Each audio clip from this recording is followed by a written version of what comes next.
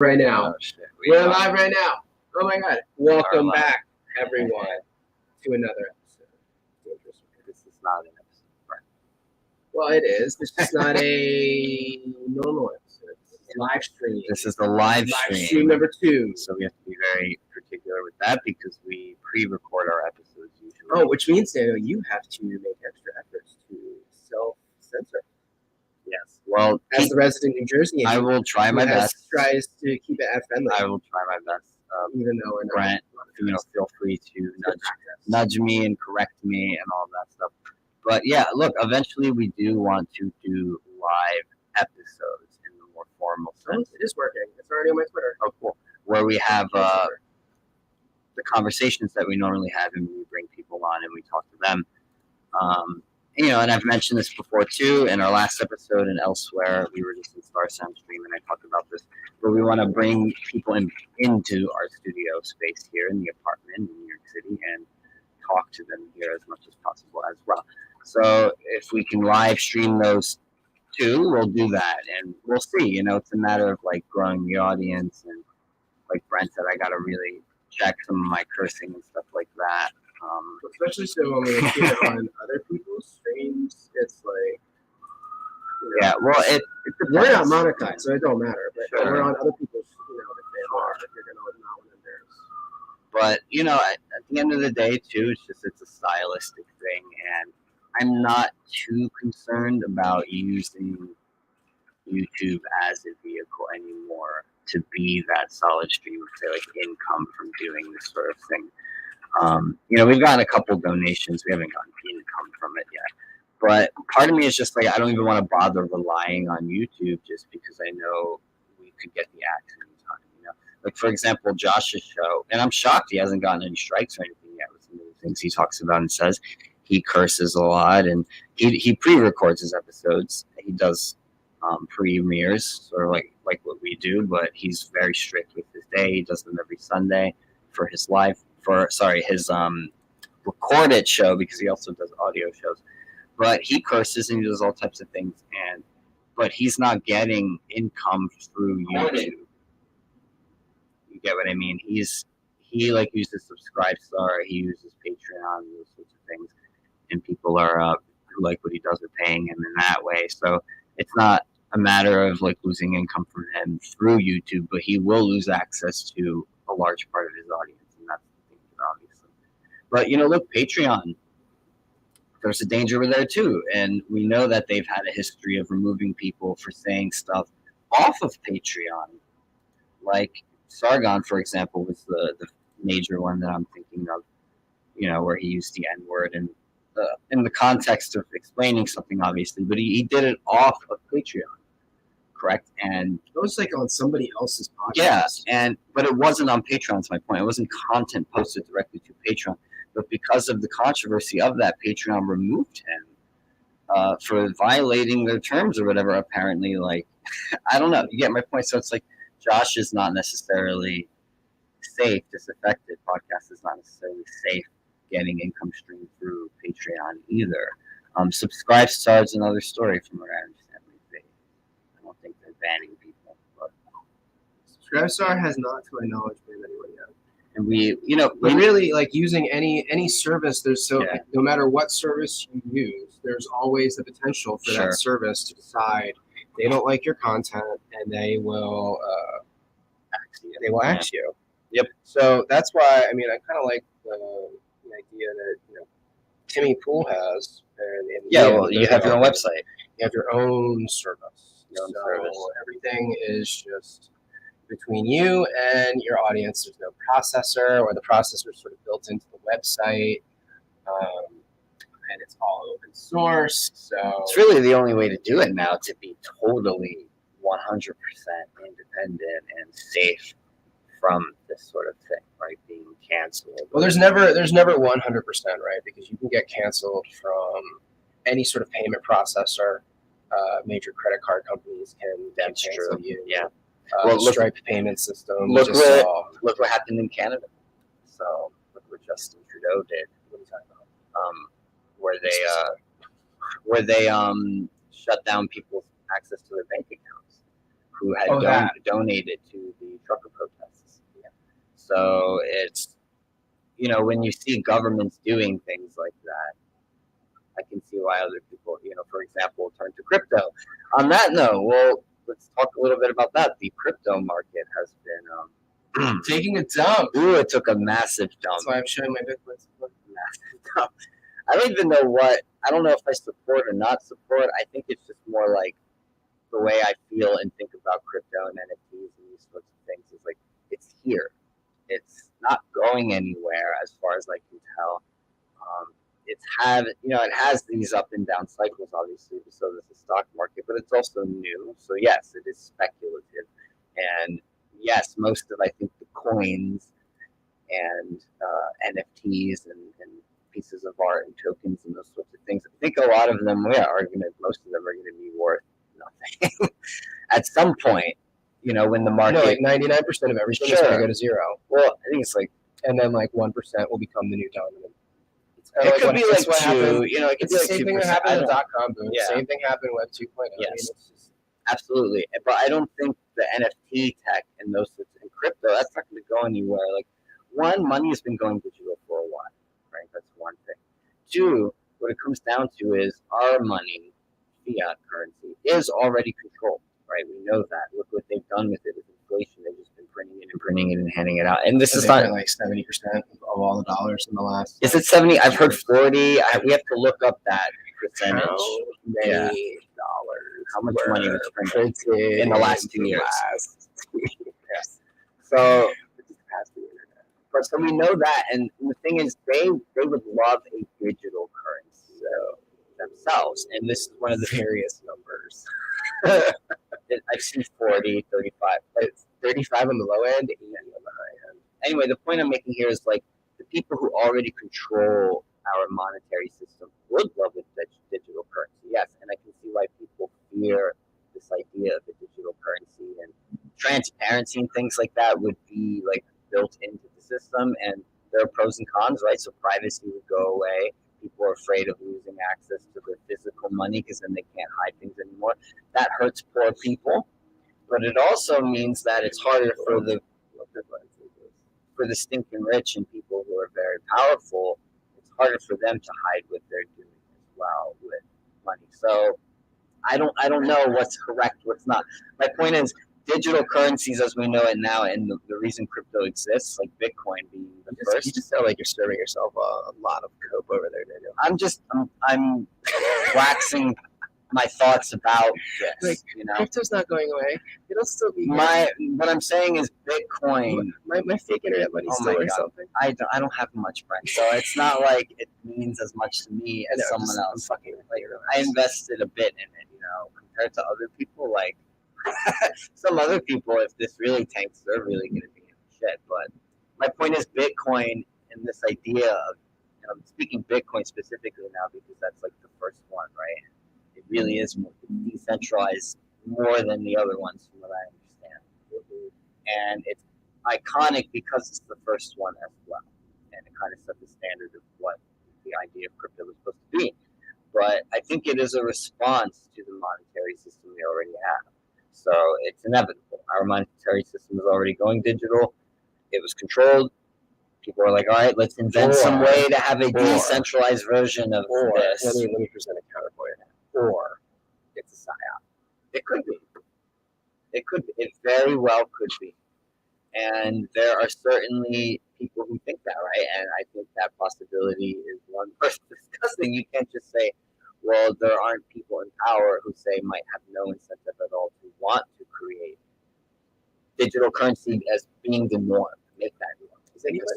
If anybody is watching, I can't tell. I don't even know, and I'm gonna just put something in the chat so I can test out the chat function.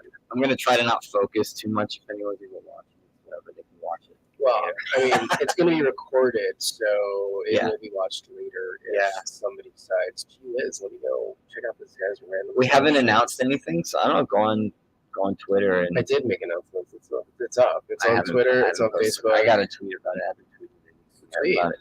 Shoot a quick video maybe on it for Instagram, since Instagram is hateful and only celebrities and very famous people can live stream to Instagram from a computer. Instagram apparently makes it difficult unless you're like, you've got 2 million followers. But yeah, so crypto took a massive crap and it's down right now. Obviously, when these periods I don't happen, even care. I'm just like, I'm talking about it because it's relevant right now. It's something that's happening. is it? I mean, crypto goes up and down. Like, sure. Well, that was one of the things I was going to go into is that when these periods happen, there are always the people who are saying, this is the end, this is the end, right? And they said this back in 2018 as well. This is the end. But a lot of this stuff is tied in. Look, all the money they printed, I think, is one of the reasons crypto went up in the first place. A lot of people poured that money into crypto. So the whole thing, it's all interrelated. Economically, it's all interrelated. Will it go back up anytime soon? I don't know. Like, will the dip keep dipping, which I tweeted earlier, or is this the end of the dip and is it going to go back up? I don't know. But I guess we'll see. It is, like I said, speculative, and we have to understand that still. But it's also not going away. There are a lot of people who are die hard about this shit, crypto, NFTs. Like, die hard. They're very serious about it. I don't think they'll ever give it up. I don't know how much crypto matters when you can't feed your baby because the formula is not as smart. True. That's all true. Yeah. Issues. But again, die hard. So that's what I mean by this. Like, well, yeah, and that's why blue chips matter. I mean, well, it's like with anything, you can't just jump into any, version of something. You have to do your research. You have to, to decide which projects to be involved in and why. And you can't just, invest a bunch of money into, bullshit coin and expect bullshit coin to moon and bullshit coin sell out. I mean, there are a lot of people playing the market that way, and it's no good. Don't spend, what you can't afford to lose. Obviously, it'll probably hurt regardless to lose it. But this is not financial advice. Afford to, I mean, in the sense that, like, if you spent it and it went away, you would be like in serious trouble, not being able to eat, not be able to cover rent, not be able, like, shit like that. Like, obviously, don't do that. That is financial advice. This is not financial advice. Yeah, well, we're not gonna, tell Disclaimer. you. Yes, buy crypto. Yes, buy NFTs and look into this stuff. You shouldn't even sarcastically say stuff like that because trolls will clip that part out and then present it as if you. Of course. Well, they're gonna do that with anything you say, and I think if I walk around on eggshells when I'm talking all the time with that in mind, like, oh, how are they gonna clip this out and use it out of context? Like, I'll never get anything meaningful out. I don't care. I don't give a shit. Like, people are always gonna clip things on here. They're always gonna, find a way to misrepresent what you're saying. And thankfully, we're not on any radars in regards to the media and that sort of thing. No one's writing articles about us anyway. So this is fun. Look, I can make little ticker banners. Are you just playing around with this is not financial medical advice. Nice. Yeah, so talk to your doctor about what's right for you. Yes. So we just got StreamYard. So Brent is kind of he's messing around. And yes, if anybody's out there, I would love to join this conversation so that I could experiment with having a guest, quote unquote, call in. That would help a lot for when we have like a real. I don't think anyone's knowing in our chat, right? There was. It keeps going between 0 and like. Let me. You take over from here, and you kind of just go and talk about some stuff. I'm gonna do a series of tweets. Okay, do some tweets. Yeah, but it's hard to do that and talk at the same time. So it's like, all right, let me tweet some things. Oh my gosh, what should I talk about, guys? Let's talk about Ketanji Brown Jackson you could go into that. SCOTUS and how she doesn't know what a woman is. Guys, this blew my mind. How did this woman get appointed to the Supreme Court? I do not understand. She could not answer what is a woman, and they still voted for her. Well, then I guess it also makes sense because apparently 149 of the 212 Republicans in Congress voted in favor of the $40 billion. Let's just send money to Ukraine because God forbid we don't send money to Ukraine. Ukraine, to the tune of $40 billion. Our government's crazy. They're totally nuts. But this is why, she doesn't know what a woman is. They're sending $40 billion to Ukraine, and we have this in the midst of all this hullabaloo. We have this abortion draft leaked, and a lot of people don't even know what's going on because you have so many people already just freaking out, being like, "It's going to be the Handmaid's Tale. They're going to make it so that every woman's going to get pregnant and she must deliver." Yeah, and it's really interesting. It's really scary. Well, this is what they're doing. Have you seen that commercial? I've seen some things. No, have you seen the commercial where the mother gets pulled over with the cops and they're like, "Are you going to the border, ma'am? Are you going to the border to get an abortion?" No, I haven't. Are you pregnant? Oh my God! Let me find it. Is it kind of like those It's obviously propaganda, but I'm trying to think of look it up. What ads this is like? Advertisement.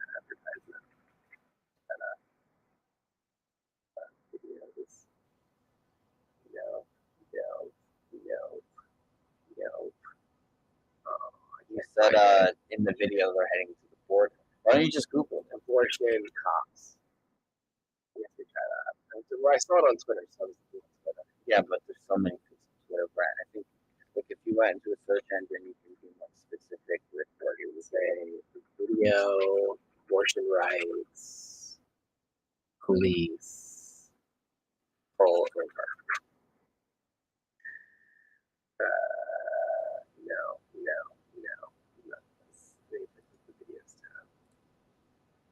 Traffic stop. Here it is. I think. Yeah. Okay, here it is. This is from 2020. Yeah, well, this is still the pro-abortion people.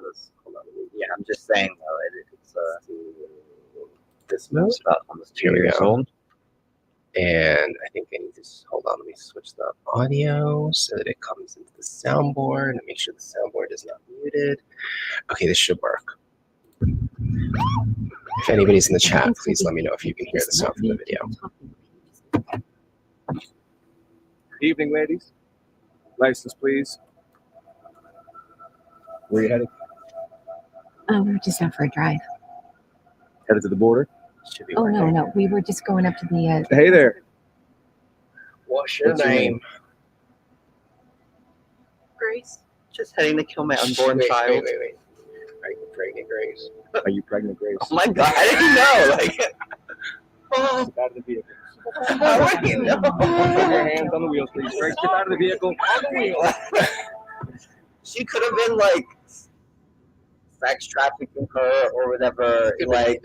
Biden Harris commercial. That's so funny. Holy crap. Oh, this is from Midas Touch. They're that famous lefty podcast. No, I don't know that. Yeah. They're very pro Biden, rah Democrats, and they basically campaign for them. Well, that's what they think it's going to be like. When in reality, what's going to happen is the decision will go back to the states, and the states will have to decide. And naturally, some states will probably make it illegal, and some states will probably make it very illegal.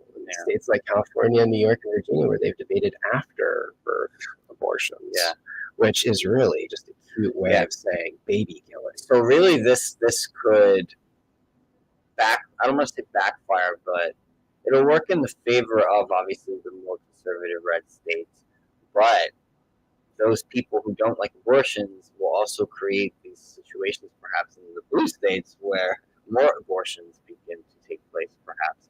And it's not going to be like this commercial here where you have to sneak over a border right out. You just drive to the other state. Right.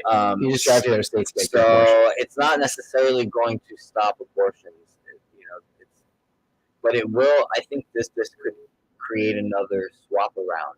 We saw that with the lockdowns and the mandates. But what I mean is in the country where people geographically relocate and swap from red to blue states over this issue. And I don't know. It's the nice thing about being gay, man, is that we don't have to worry about abortion. Can we just go back to that commercial really quick though? I think it's just so it's not even convincing as propaganda because it doesn't make any how would this cop know? And I know I'm reading too much into this. It's not that serious. But how would he know by just looking at the girl and the woman in the car? Like, because are you pregnant? Well, like, because cops profile.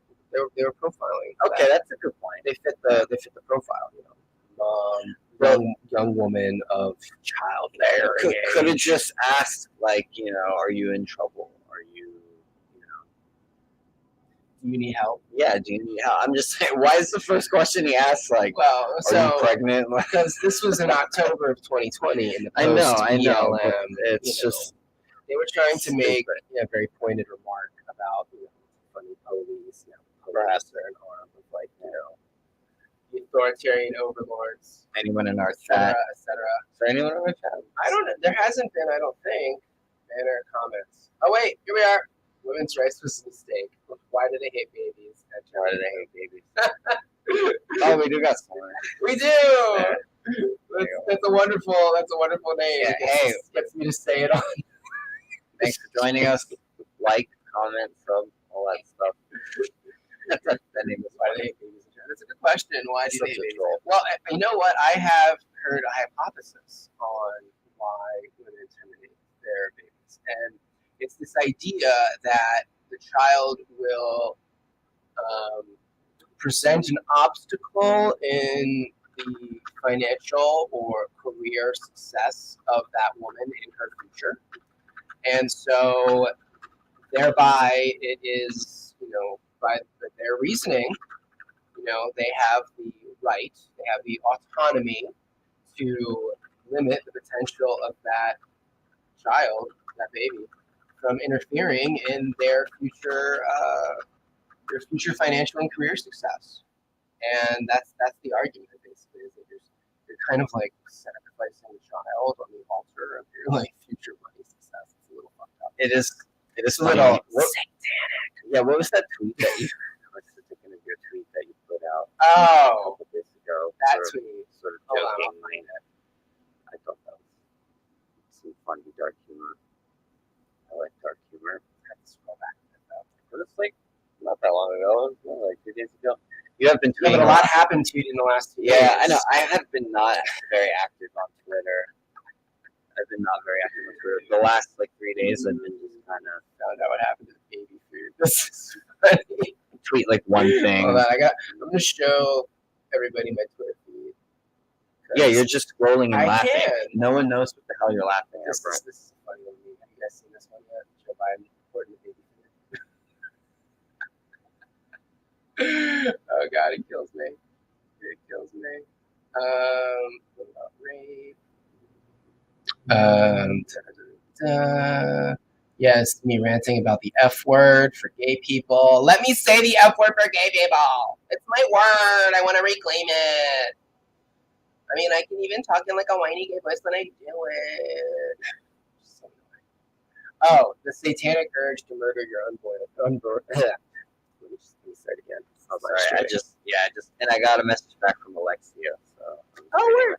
Yeah, so we were actually supposed to shoot an episode this afternoon. That was the initial plan with one of our previous guests, Alexia S. Williams. And she had a thing. Yeah, she's been busy. She had a thing. Yeah, she said she had a crazy morning. She's also a mom and she's a few kids, so I understand. I give some leeway. It is totally fine. But this is fine because it gave me the opportunity to tinker with StreamYard. Well, Brent was like, "Hey, I just got StreamYard, so why don't we just do another live stream? Do a stream for the hell of it." And we did enjoy the last one that we did. So we do hope some people pop in the chat because that's fun. We like to interact with folks when they come in. We think it's what makes this more unique than just sitting down and having a conversation with someone else. Although, like I said earlier, we'd like to do it the other way, where we have a conversation with someone else, and then eventually, we involve you guys too as well. So we'll see. But yeah, what'd she say? She wants to push it to 2 if that's possible. We can push it to 2. So for our time, we can just hang out, and then so it would be 3 for us. That would be 3 for us. Yeah, that's fine. They're an hour behind us. Yeah, no, we can do it 3. And then maybe what we'll do, depending, how do I want to do that? complicated. Well, we could either just have her join the stream, or I could No, we'll end the stream. end their stream, and then I could redo it. Yeah, we'll stream for a bit. We'll stream for like an hour and a half or something. We'll let it go. We have time. It's fine. Nothing big deal. And then we'll take a break, eat something or whatever, and then shoot the episode and release that like tomorrow or whatever. Okay, so then I love how we're like literally on the live stream working out whatever. our schedule here. It's whatever. It's live. It's live, guys. You watch it all naturally. That's the whole thing of it. Yeah. But look, a lot of work goes into this stuff. It really does. And people are busy too, so you got to work around their schedule, and then they got to work around yours, and it's just like sometimes times don't align. So you get someone they'll agree, and then last minute they're not always able to make it at that time or whatever, and it is what it is. You push it up, and you just move on. You get the next person, and if it's meant to happen, I think it'll happen, right? The conversation will play out, but it will be nice to eventually have another person to kind of negotiate some of this stuff. But at the same time, that aspect of it, I'm just kind of thinking out loud here. I enjoy that aspect too, and there's a personal aspect of reaching out to the person directly, and being the person who they're going to talk to instead of say having a manager or a third party team member do that part. They can handle social media and the other stuff for us. Oh my God, you're Lydia. Yeah, but Lydia's also on the show. She's when I watch Timcast, she is very much part of Timcast to me. She's not just the person who does that stuff, but she focuses mainly on that stuff. And yes, it would be nice to eventually have. She's a lot of the brains behind the operation. She does the scheduling. She does the guests. She does the camera control. Yeah. I suck at that's that. That's a lot of the brains behind the scenes. Yes. I'm over here. I just want to read books and paint and talk about stuff. Right. Yes, I know. But I do handle the social media and a lot of the networking, and getting guests and the website and all that shit. So, but it'd be cool to eventually find someone else. Headline. Okay, where is it? It's shifts. I gotta remember to try to shift 7. Oh, doesn't work. Let's have that. That's annoying. Okay, that's cool. We're a polyamorous family, and we don't wish dad father our kids. What are you looking at? I don't know. It's a headline from Pequin's show. He's this guy I follow. He posts funny memes, straight headlines. Oh my God! Multiple things. It's funny. Wow. Jesus Christ. Is this bannable? Putting this on YouTube? No, This isn't hate. That's just a meme. It is a meme, but they don't care. The arbiters. Stop giving them ideas, Daniel.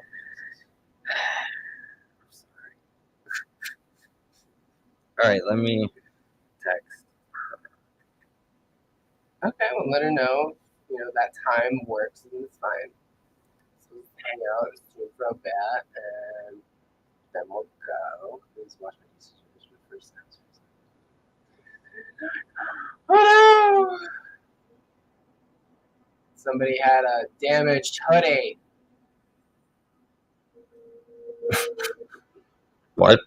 Somebody's hoodie got damaged in the wash. It looks like the Come on, Brent, talk about something interesting while I'm over here doing this.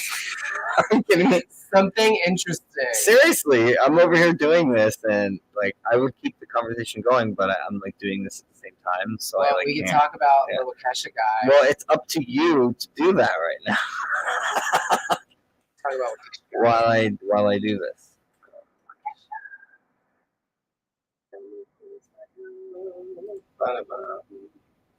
So, Wakesha guy, what did he get? Wakesha Tagger, parole. Did he get parole? Bail. I believe he got bail. Let's see. 11/22, 21. Lengthy journal, released on bail, states before tragedy. Oh yeah, that was. So this is what we knew. We knew this guy was out on a cheap bail, $1,000 cash bond to get out. And that was before he drove that car to all them people. I always think it's funny to look back on these stories and get memory hold, because this one totally got memory hold. Remember, they were blaming the car. It was like, red SUV plows into parade people. They did the same thing with the story about the shooter in Brooklyn. I remember that story from like 3 weeks ago about the guy that had a mass shooting on the train in Brooklyn. Totally just like memory hole's gone. Don't worry about it, because it doesn't fit the narrative. I'm trying to find out if this is not a new. Let's see if we can find a new story. 200 times in the lucky case. $200,000. $5 million.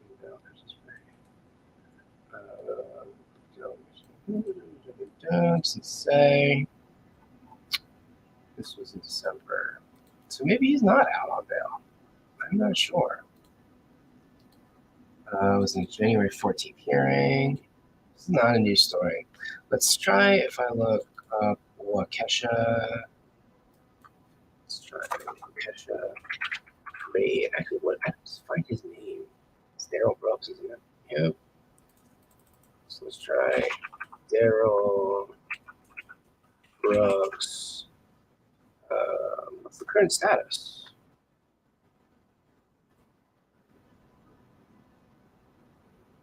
We'll stand trial in October. This was 37 days ago.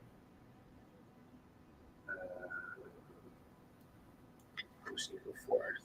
I texted her. 83 count criminal case.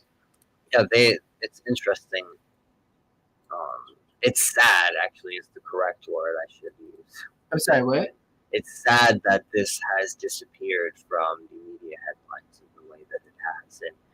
And disappeared isn't even the correct term either here, because it hardly even made headlines when it happened. It happened, like, it was talked about for a week, maybe two, not even a week. And then just a blip on the radar. Gone. And what's crazy is that, and I'm not trying to downplay either tragedy, but just in the sense of numbers and injuries and just how it all went down, it was worse than the Charlottesville incident with the car. It was worse than that. And the fact that the media and these politicians were just silent about it, it goes to show there's clearly a game being played here with the public mind, and how we're supposed to perceive crimes like this when they happen from, white racists, as opposed to when they happen from black racists. And you're not allowed to discuss in today's current environment racism that happens from that side, because the way they have now redefined. Because reparations, Daniel. Well, they've redefined the term racism to mean power plus privilege, right? So it's something that has to be institutional. Well, right? I don't And like. this is how they define it. I don't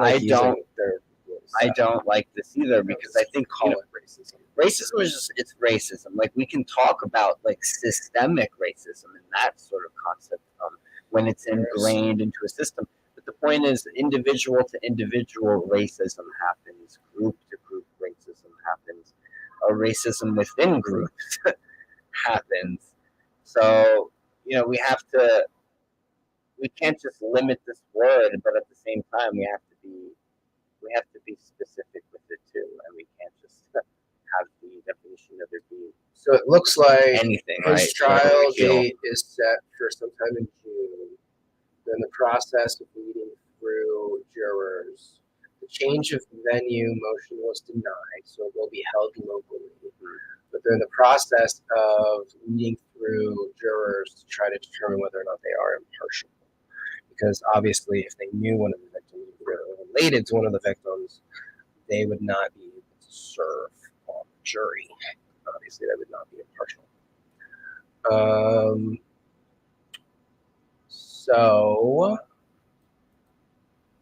I guess we'll have to wait and see what happens there. Jelane's trial is also coming up in June. Aren't they trying to drop some of her charges, or they have dropped some of them? I remember in passing reading something about that. I think Caitlin had posted about it, but Jelaine. yeah, Well, so I don't know. look that They up. can't drop anything now. Jelaine, convicted. She was already convicted. All right, maybe I misread. To be sentenced for only 1 out of 3 conspiracy charges. Okay, so that's what I was thinking of. Jelaine to be sentenced for only 1 out of 3 conspiracy charges. Sex trafficking, women, blah, blah, blah. Judge District, Judge Allison Nathan concluded that while there is sufficient evidence to convict Maxwell of sex trafficking charges, she can only be sentenced for 1 out of 3 conspiracy charges, as they essentially count toward the same crime. Blah, blah, blah. Oh, okay. So because they charged her 3 times for 1 crime, she only gets 1 punishment. Okay, I guess. so that was what I was thinking of. I think it just was what I had read initially, but I remember reading something about this regarding the charges, that there was a change.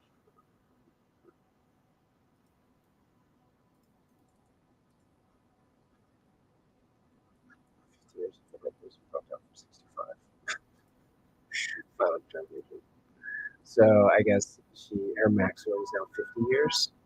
She should have gotten life. She should have gotten life. It's just there shouldn't have been a year number. It should have just been life. Really, what they should have done is flipped it around and found out she was trafficking children too. Well, obviously that's what we really want to see. Mm-hmm. But I just mean her as a person, just despicable. You know, the worst of the worst. And I know her media people have certainly been trying. Her PR people have been trying to paint her as the victim in all this. So she is not. Oh, we should talk about Cocaine Amber. Cocaine Amber.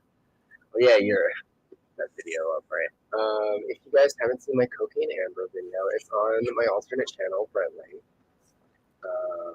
And it only has 3 views right now because, YouTube. But this is it right here. Because we're not. All right, y'all can't gonna believe this, less but than a minute. Amber Heard Took took a bump of drugs on the stand, and it was all caught on camera. Watch. I'm so amused by myself. And here she goes. She's putting it on her nail, and she goes up to her nose, and she's gotta rub the nose. Oh, clear it. Oh, there we go. Watch again. Watch again. Here we go. Ready? She's putting it. She's looking down. She's putting the drugs on her nail, and she's bumping. Oh, let me wipe. Let me sniff. Oh, there's an extra sniff. Right on camera, folks. I cannot believe how old. This just goes to back up my working hypothesis that she's a total psycho. But look at that. Right there. On camera. I can't even. Oh my god. That was my Cocaine Amber video. Well, look, some people are obviously going to look at that and not see that. They will just see that as like, well, look, she was.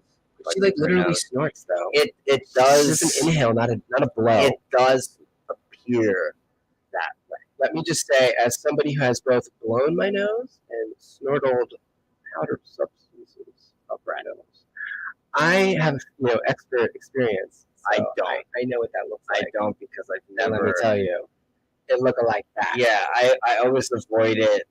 To me, like anything up the nose and needles and that sort. Like even pills, I didn't take stuff like that either. Like no. So I have no experience. I am boring. I'm like freaking Mother Teresa next to this guy here. You don't want to know. Well, my point is, so I don't have experience with that. You just called me a hussy. Did y'all hear that? I did. But look, I do agree with you in the sense that just from what I'm looking at when I look at that, just look, I have experience blowing my nose. Okay, so we'll take it from there.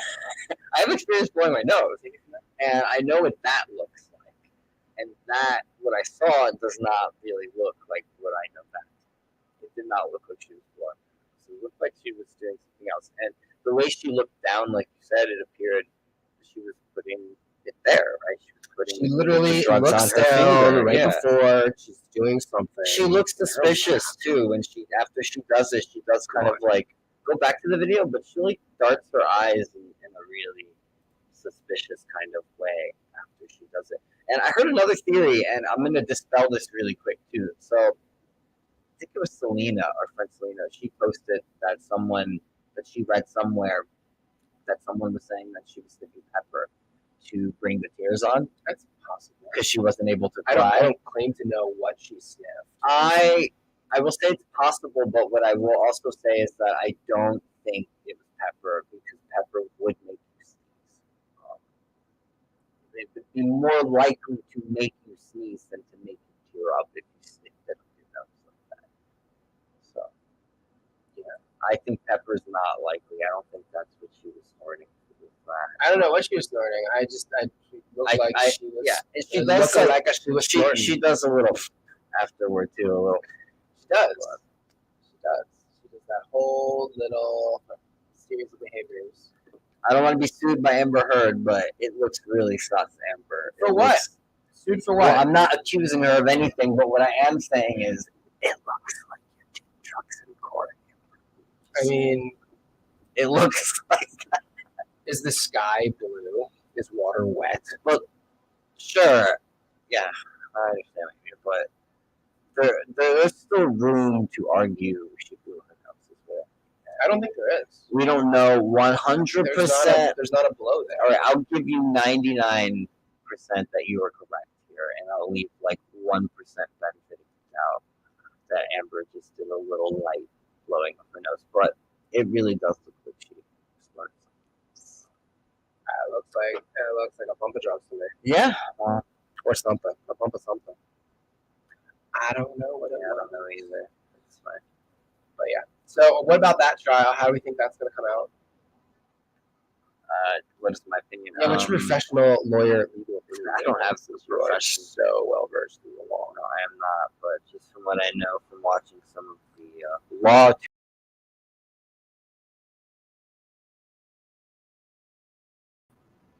There we are. We're back. We are live. Yes, we are.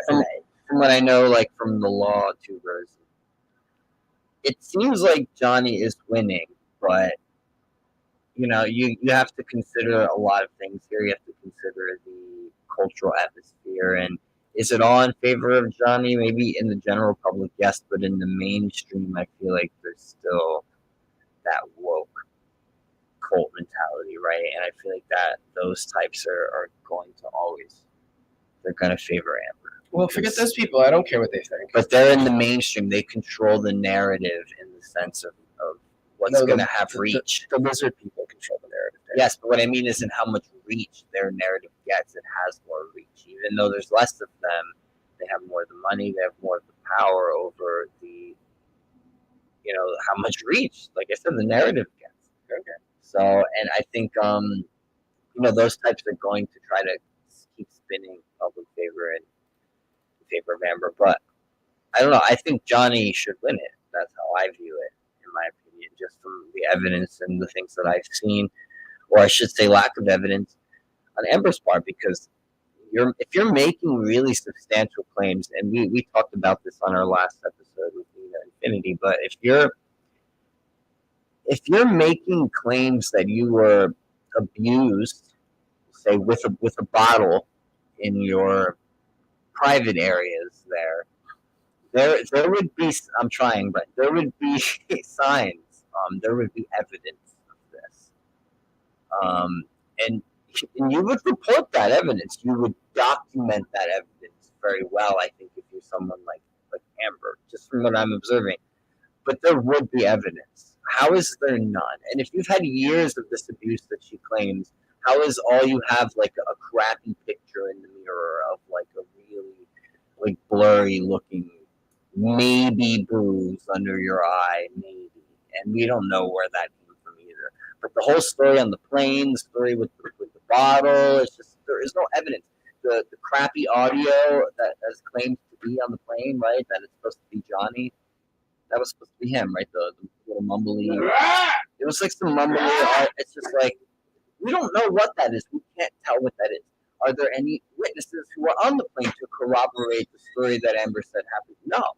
So as far as we know, we're supposed to just take Amber's I love word. that whole story she told about getting like kicks down to the ground like Johnny. Yes. That didn't happen. I'm sorry, but that nobody witnessed. I'm gonna pull a Josh here and really call that one out. It's one of those things where you just hear it and you're just like, honey, you're lying. you're full of shit. You're lying. That didn't happen. Okay, you're clearly bullshitting right now. There's no way that happened. And again, there would have been people there to see that. You couldn't find a single witness to come defend your case who saw something like that happen that was so stressful for you, and you were just, oh my God, I couldn't. How is this happening to me? And Not credible. and even just again the acting, it felt like acting. It didn't feel. And I've seen people break down from trauma. I know I have friends who've been through this stuff. Thankfully, I've never been sexually abused or All the anything tells, of that. all the body language tells, Sure, but the fact that she's lying and he's telling the truth. He's really cool and nonchalant. And look, he is an actor, so we have to acknowledge that too. And he's one of the best. He's one of the best. You know, well, of course, he's Johnny Depp. You can't take that away from him, no matter what. You know, and I'm not saying he's perfect in this situation. I'm not saying I don't even know what other movies she's been in besides. Yeah, I don't either. She's not notable. This is going to be the biggest thing she's ever known for. Oops. And she probably knows that to some extent as well. But this is why I joked on Twitter the other day, and I said something along the lines of like, this was the biggest role Amber ever had, you know, and she couldn't, like, you couldn't even get that good one take, you know. You need more stage acting skills, honey. Because it just felt like the whole time she was working the scene out in her head, like I said to me, you know, like she was sitting there visualizing it and then just focusing in her head because she's trying to visualize the scene on stupid shit like the carpet or how many times he hit the phone and the phone. She kept hitting the phone. Like, that's it? You're focused on the phone? And it doesn't make any sense. It seems like you visually want to paint an image. I can't wait something for Cross, like when they tear her testimony apart. Yeah, Cross is going to be legit. I'm very curious of what her body language is going to look like in that situation under pressure. They have all this time to prepare. Yeah. Well, look, if her I'm acting, not sure what's. I think the judge is going to some sort of like legal conference or something. and if her acting was this crappy, like that, you know, under her own questioner, how is it going to be under questioning from the other side? Under pressure, you know? I think it's going to be fascinating. And we'll watch as much of it as we can, you know, as we have time to watch, just to comment on it, because a lot of people do comment on these big trials and they don't actually watch any of them. And I'm guilty of that. I did that when I was younger, and you know, about a lot of cases, the George Zimmerman case and those things. And since then, I've done some reading and research and looked at those cases, and I look at them in a different way now, especially the Zimmerman case, especially that one. I highly recommend the book, actually, by Masad Ayub. I'm trying to remember the freaking name. Hold on. Oh, he's on a tangent. I'm going to the library. Oh, he's going to the library. One of the things I He's always consulting the wanted to books. do. Consulting the books. Well, I was going to see if you wanted to talk about something else, but you've gone on a tangent. Well, I just wanted to really quick, but for any people interested in self-defense, read this book. But Oh, specifically, you should show them the other one too. Yeah. Which one there? The law of I haven't read this one yet, but that one's good. The law. I'm like, let me get one book at a time. The Law of Self-Defense Principles is another good one, but I haven't finished it. I read a bit of it, but Masad Ayub also wrote the foreword to this one. Well, I wanted to highlight his book specifically because his book, he talks about the Zimmerman case in detail. And after reading his chapters and his analysis of that whole case and the witnesses and all of it, I walked away convinced, Zimmerman was definitely painted in the wrong light. And that case was not a clear-cut, dry thing.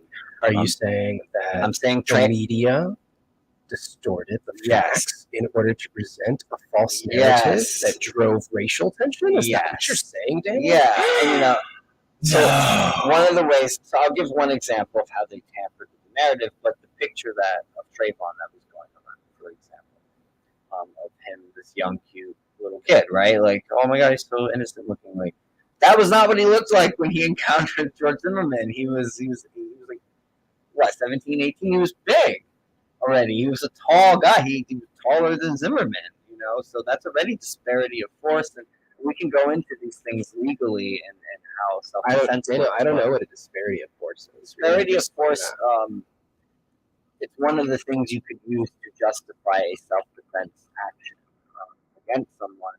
So disparity of force can be multiple attackers against one victim, for example. Disparity of force can be a man against a woman, because the man's more physical upper body strength, right? So that gives a disparity of force. There's an advantage for the man. Having a weapon against someone who doesn't have a weapon, disparity of force. Being a bigger man, stronger than a smaller one. Someone who's able-bodied against someone who's disabled. For the record, disparity of force. For the record, Trayvon was 5'11" and weighed 158 pounds. Yeah, he was not this little kid.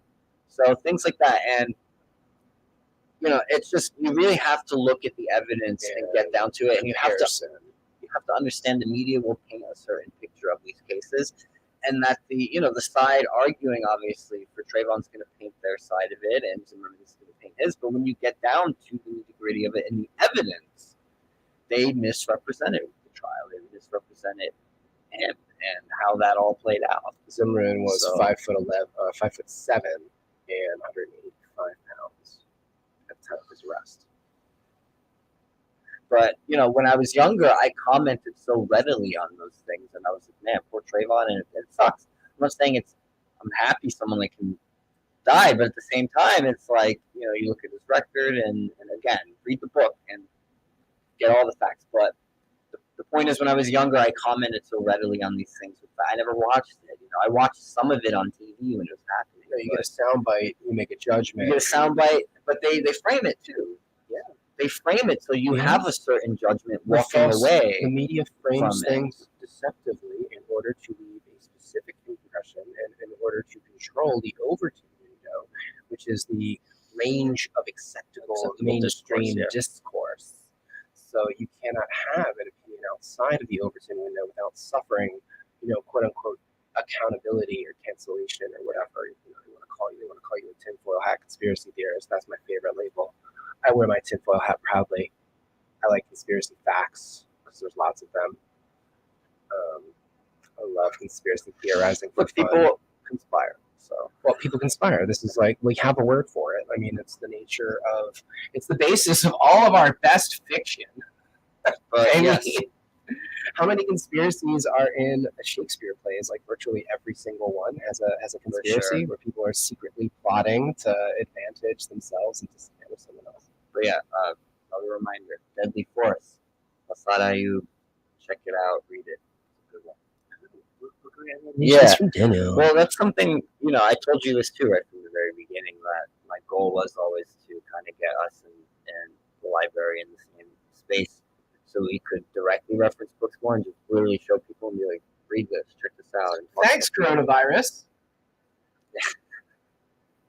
But it's I want to integrate books into the show as much as possible. Not just talk to people who write them, but talk about some of our favorites and ones that have impacted us. And a lot of those authors are dead too. A lot of my favorite people aren't alive. So, and when you're someone who enjoys books, that's very much what it's like. It's like having friends across time. It's something that I'm waxing poetic now because it's something I've written about in my poetry a lot.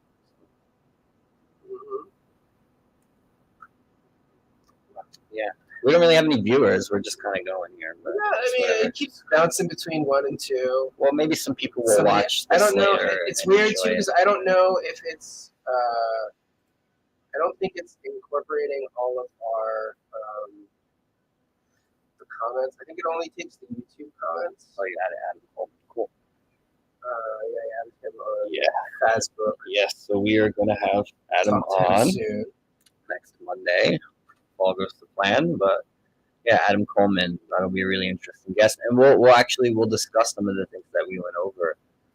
Maybe I'll even talk about this case with him too, and Trayvon Martin, and how that was one of the beginning points. You know, there's also the case of Michael Brown or whatever. So those were the kind of beginning stages of what we now know as like the BLM movement and all that stuff. But I want to go into that with Adam and definitely talk about his approach to race and you know what his life has been like and et cetera, et cetera.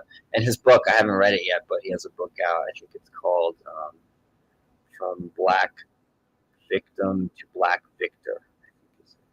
Black Victim to Black Victor. Interesting.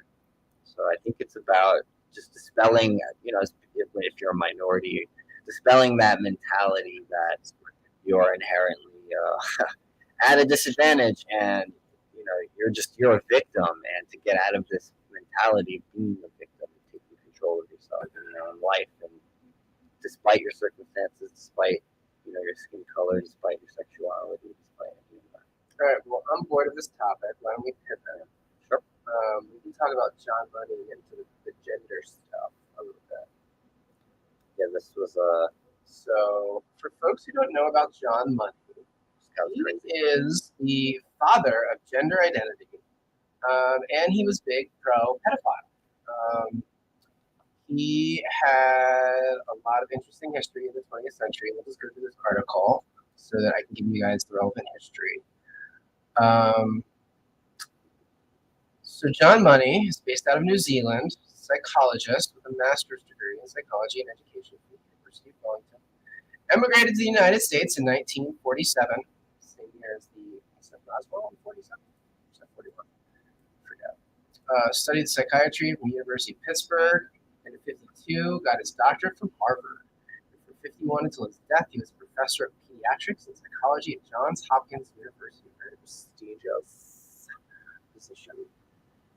As a sexologist, Money claimed that sexual identity, which he called gender identity, was independent of genetics and determined by your upbringing. Does this sound familiar?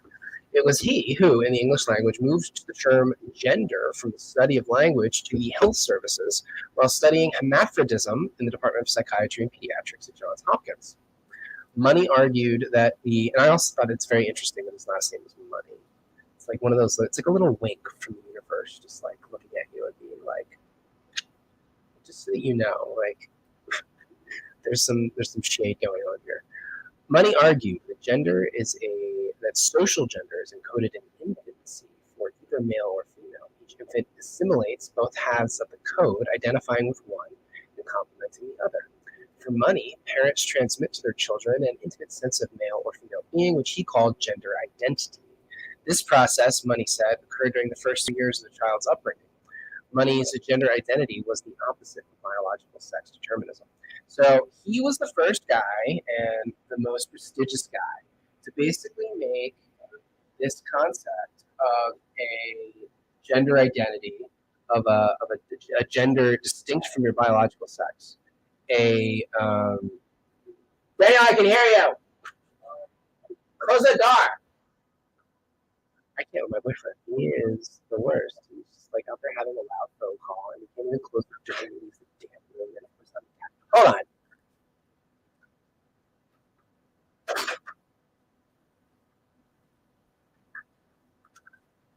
I can't believe you did that. He like got up to make a phone call in the middle of our live stream and left the door open. Rude. So anyway, continuing on about John Money. Oh, she's back. Well, I was trying to put something on the kitchen, or at least close the door. I know it's gonna be that loud. Daniel, you got a deep, sexy voice, Daniel. You could have just closed the door. I did. That's what I ended up doing. I mean, you could have just did that. Well, I did it, but I had to like do it. And so yeah, That means you didn't have to yell. ah, I yelled at him. Poor thing. Did I hurt you? I was just trying to post. Did I'm I not even violently assault you? I'm not even gonna post it anyway because you ruined. Oh, I ruined it. Isn't that the Well, perfect I little reversal? mean, is it really that big a deal? That my voice?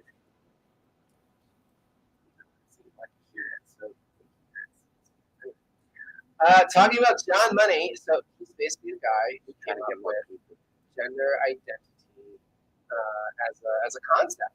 He was the guy that really did it, and he conducted what he called sexological studies on intersexual children, sexual fantasies, paraphilias, and especially pedophilia, defending what he called "quote-unquote" effective pedophilia.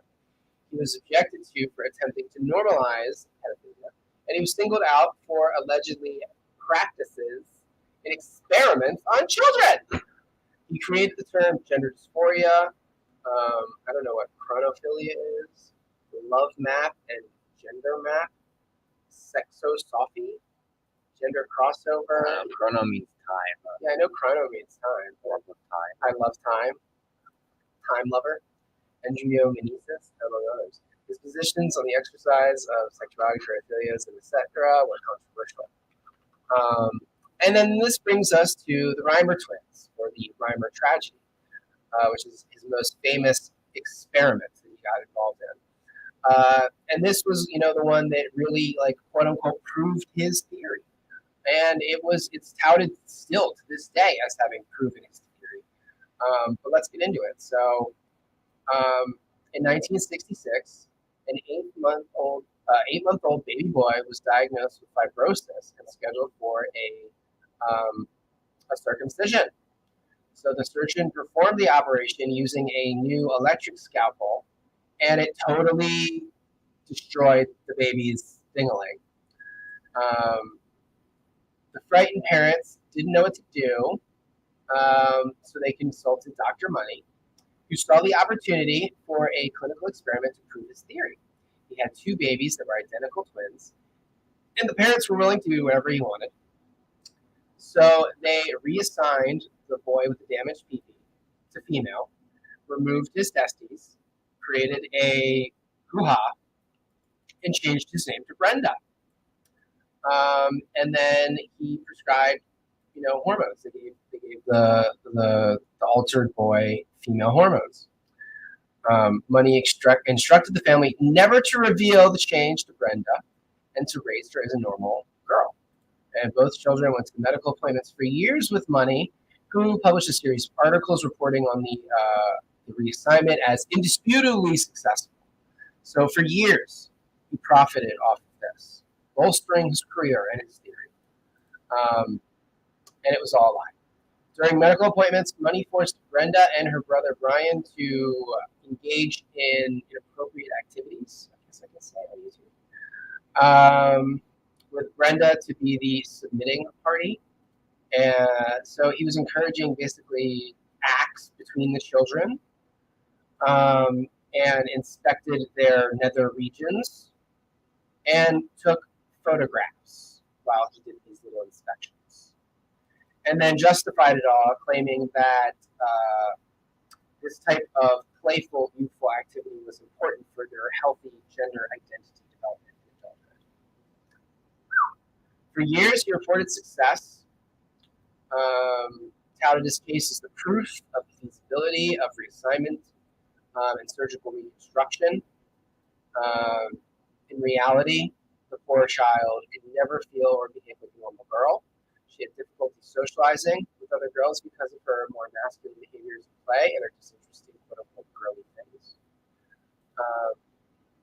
And Money had caused her parents to lie to the hospital at the annual visits about the success of her treatment. So her status was being lied about. She was being mistreated. And she was being touted. She was being used to prop this guy's career up. In 1997, Milton Diamond revealed that Money's reassignment had been a failure. Brenda had never identified as a girl or behaved in a typically female manner, despite having her surgery and being raised and treated and hormoned. At age 14, after several suicide attempts, her parents finally decided to tell her everything. They stopped seeing Money, who continued to publish about supposed successes in scientific journals. And Brenda, David, finally knowing who he really was, requested to undergo male hormone treatments to get his name back and finally undergo surgeries to regain his lower nether regions. Which didn't really work. The random My Pillow ad, though. Oh yeah, the random My Pillow. Oh, My Pillow. Is this what you want to hear about while you're talking about, terrible things? And so the end of this story is that the other brother, Brian, developed schizophrenia and died of a drug overdose. So this was the brother that wasn't altered, but was forced to engage in these episodes, these treatments with John Money. It was abused for many years, institutionally abused. You could make the argument for that. And Money, so Brian got schizophrenic and died of drugs, and then David Remmer eventually was able to self-delete. And then their father, unable to bear the guilt of the loss of his children, he also self-deleted. So 3 people all self-deleted as a result of this guy's experiment, in which he used as the scientific basis for these, reassignment, gender identity, all the stuff that's now coming into play, that's being promulgated in public schools and to very young children, came from a mind of a very, very sick and twisted man who used sad circumstances of a set of twins in order to enrich himself and justify this insane theory. And it's all based on lies. Money retained his position and much of his prestige by successfully leaning onto the academic left and the radicalized feminist movement by claiming that his detractors claimed that masculinity and femininity were in the genes to women's return to the bed in the kitchen. So this was the whole thing. Like, anytime anybody brought it up, they were like, "Oh, you just are against women's rights," or "Oh, blah blah blah, feminism. Oh, you're just a trans misogynist." This is what they do every time you disagree or you point out, that they're being pathological in behavior. They flip it around and they put it onto. So that's the John Money story. It's very important that everybody knows who John Money is, because this is where all this stuff is coming from. This is where he was the originator. It all came from him first. And now we've got, the gender unicorn. This is a derivative of, this is from an article I wrote years ago about, trannying the children, totally not right. But this is, they're trying to use this to push this kind of stuff onto kids. And it's going to cause more problems than it's going to solve. And nobody wants to talk about it, except for us, because we are dangerous. What are you reading, Dana? I'm reading this article that Laura Becker posted. Oh, about Penny. Yeah, the 15-year-old who trans and had her teeth seeded, and then she decided she wasn't after all the next year, actually. Oops. But this was something that she was thinking about and being encouraged towards since age 11. Right, so all 0 of them. Yeah, so she decided to trans at age 11. She attended a gender clinic to express her issues of gender dysphoria. At 13, she was put on hormone blockers. At 14, she was prescribed testosterone. She was 15 years old when medical professionals performed a double mastectomy on her. We don't reach full cognitive brain development till around, this is the article, till around age 25 and up. And this isn't something we've just discovered. We've known this the whole time. Penny's doctors knew.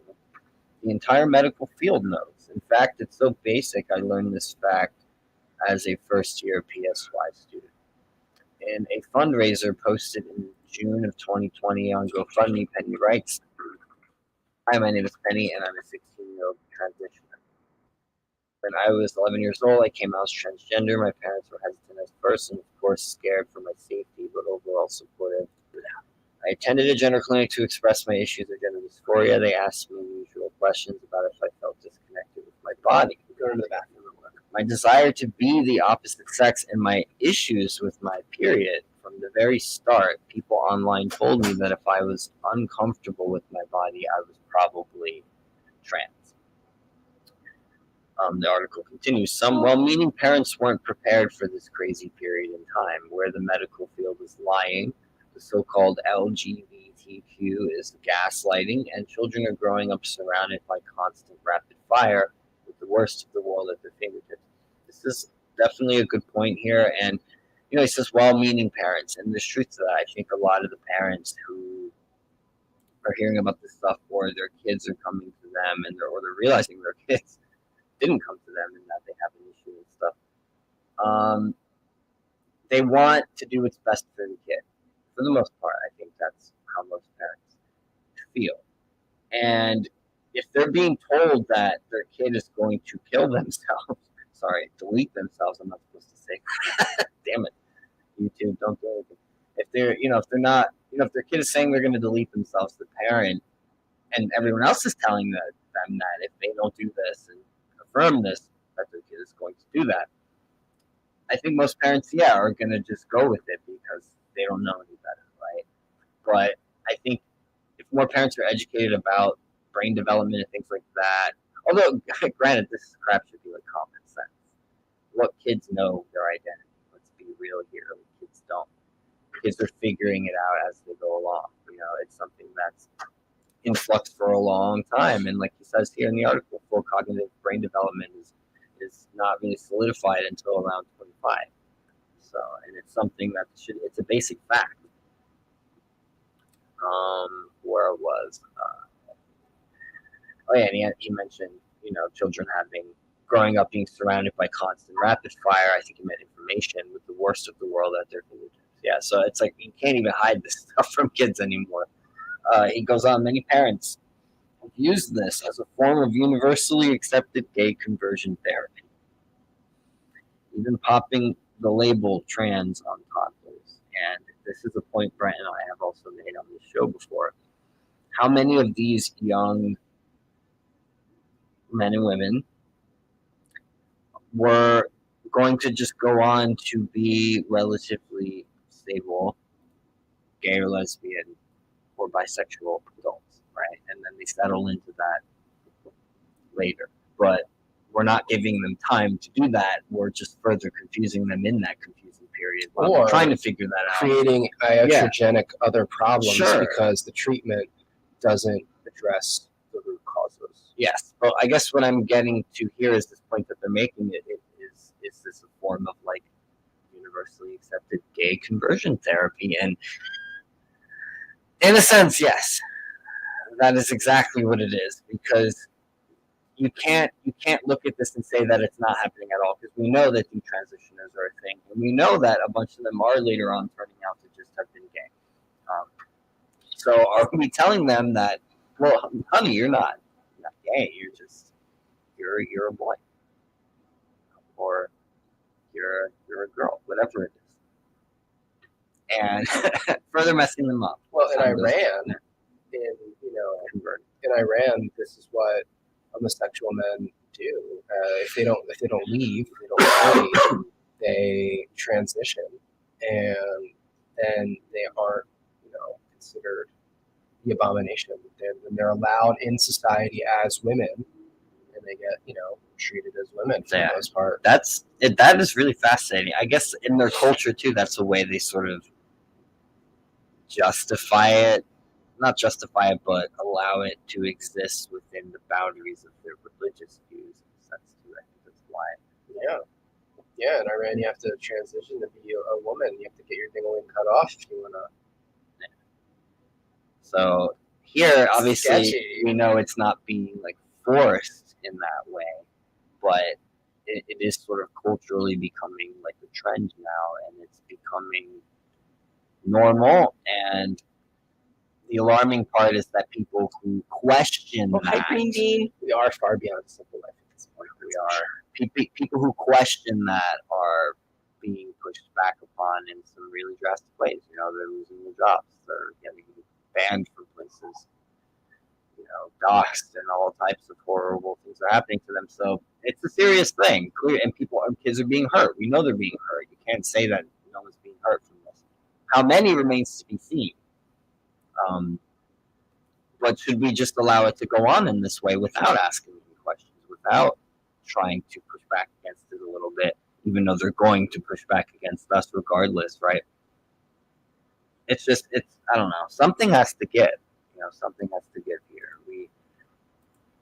We have to draw a line of some sort. I don't know if it's a law, legislation, like we do with smoking ages and drinking ages and that sort of thing, where we just kind of draw a harder line in the sand with this sort of thing, and have the government step in to kind of stop this. I don't know, but I can't think of anything else at this point to do besides that, right? Like, hey, you're 18, you can do it without your parents' permission.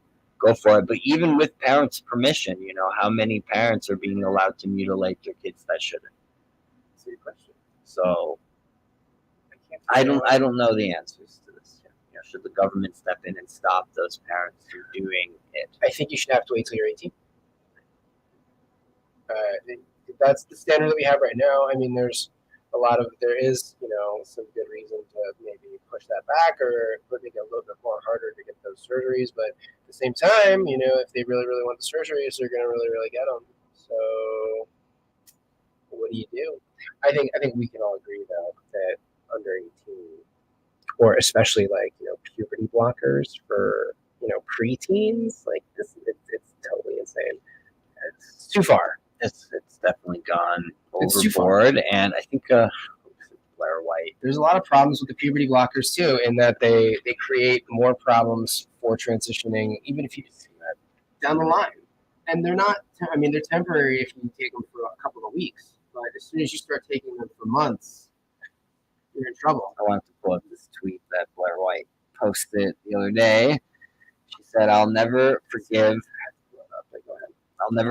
the LGBT community for allowing the slippery slope argument I grew up hearing from Christian conservatives to actually come true. So, what does that mean, Daniel? You want to elaborate that? I think what she means here is that, when we were growing up in the way the right approached this stuff, there was always that taboo, that stereotype that, anyone who wasn't straight or was gay or lesbian or trans, although that wasn't as much of a talked about thing, is somehow a predator, is a pedo, and getting away from that, right? Because that's what they said. They said if we normalize this, right, if we allow these people to have rights, if they allow us to say marry or that sort of thing, that it's a slippery slope, and the next thing that's going to happen is they're going to make the other things normal as well. Oh, and they're trying to do it. And they are. And there are people. I'm not saying all of the LGBT community, because obviously they're not. I mean, most of us are like, most of us don't want anything to do with that. But I'm talking about the radical ideologue types, the types who keep expanding that acronym into oblivion. And pull this meme up, actually. Go to my page. Hold on, I'm the cursor first. I forgot you. I got a lot of screens going on right now. There's two. Daniel.